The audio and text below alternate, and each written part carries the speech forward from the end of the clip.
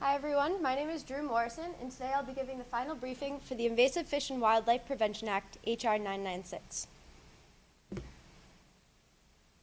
In today's presentation, we'll discuss the legislative agreement, the science of the environmental problem, the proposed solutions, the science behind those solutions, and ways to measure the success of this program.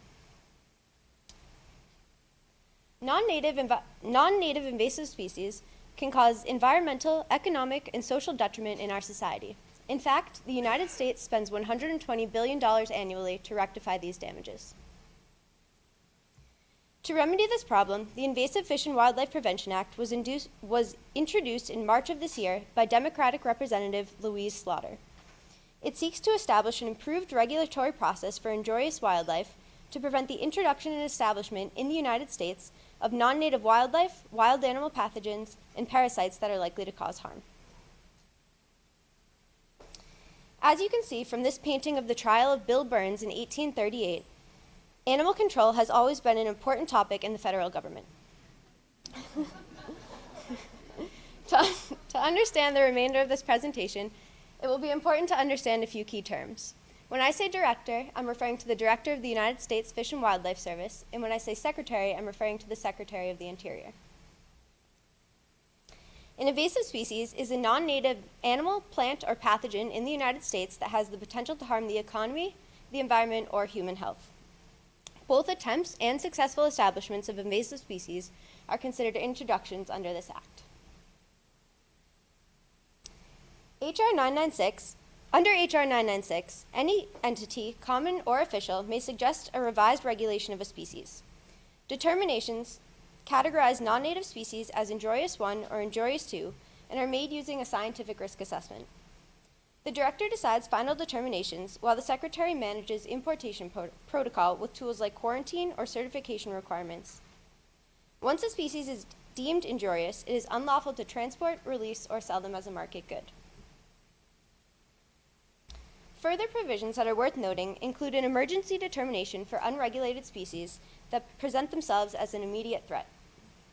The Wildlife Prevention Fund was established to finance the bill through user fees. There are a set of civil penalties and misdemeanor charges for violators. Permits are given to qualified institutions hosting or studying non-native species for educational purposes. And finally, there is a requirement that the director maintain an online public database of current regulatory standing of each species currently listed. Next, I'll discuss the science of the environmental problem, which includes the biology and ecological traits of invasive species. Biological characteristics of invasive species include rapid reproduction rates and effective dispersal methods. Invasive species also tend to be opportunist, generalists, and have immunity to controlling mechanisms. Ecological characteristics of invasive species include superior competitive ability and ability to adapt to changing ecosystems. They are also known to deteriorate the quality of the surrounding habitat. Some invasive species have toxic characteristics that can greatly harm both humans and other organisms. For example, this cane toad was introduced as a biological control agent for problem beetles, but is lethal upon consumption by its predators. Invasive species can be dispersed through commerce on boats, airplanes, or trucks, through natural processes like seed dispersal, and by human activities like the active exotic pet trade. Upon these acts, invasive species reshape ecosystems, decrease biodiversity, and increase habitat susceptibility to future invasions. Feral pigs, like the one pictured here, reduce oak tree reproduction, which in turn disturbs soils and increases silt content in streams. Presently, invasive species are the cause of 42% of endangered species in the United States. The Invasive Fish and Wildlife Prevention Act is a proposed solution that seeks to improve the regulatory process for invasive wildlife. Scientific risk assessments used to analyze risks are based on sound science that considers environmental, economic, social, and health indicators. Harmful non-native species are ranked as injurious 1 or injurious 2, with the former being most destructive. As I mentioned previously, the Secretary may impose regulations on the entry of non-native species through methods like quarantine, tracking, and customs regulations. H.R. 996 is praised for its active and effective and efficient determination scheme that saves money and protects United States habitats. However, there are concerns that if the determination process is too rushed, we will over-criminalize otherwise harmless species and cause detriment to industries like the pet business. A side note before you feel too badly for exotic pet owners, the Burmese python is one of the 5 largest snakes in the world at 3 to 5 meters long at adult length. They are native to the subtropics of Southeast Asia, but became a popular pet among Floridians. Unfortunately, escape became popular amongst the pythons, and as of 2009, over 1,300 were recaptured in the Florida Everglades. The science behind the proposed solution is based on these stages of species invasions. The invasion occurs first through importation. This can be intentional or accidental, but almost always human-caused. Next, a species establishes home in a new habitat through the ecological and biological traits that we previously discussed. And finally, they spread into surrounding habitats and landscapes. Invasive zebra mussels are a good representation of this process. Zebra mussels are native to the Black and Caspian Seas and were introduced in North America through the ballast water of ships traveling on the St. Lawrence Seaway. They can survive out of water, cling to nearly anything wet, and reproduce within 6 to 7 weeks of their introduction. Finally, because they only have one North American subordinate, zebra mussels can spread into harbors, pipes, water treatment facilities, and power plants.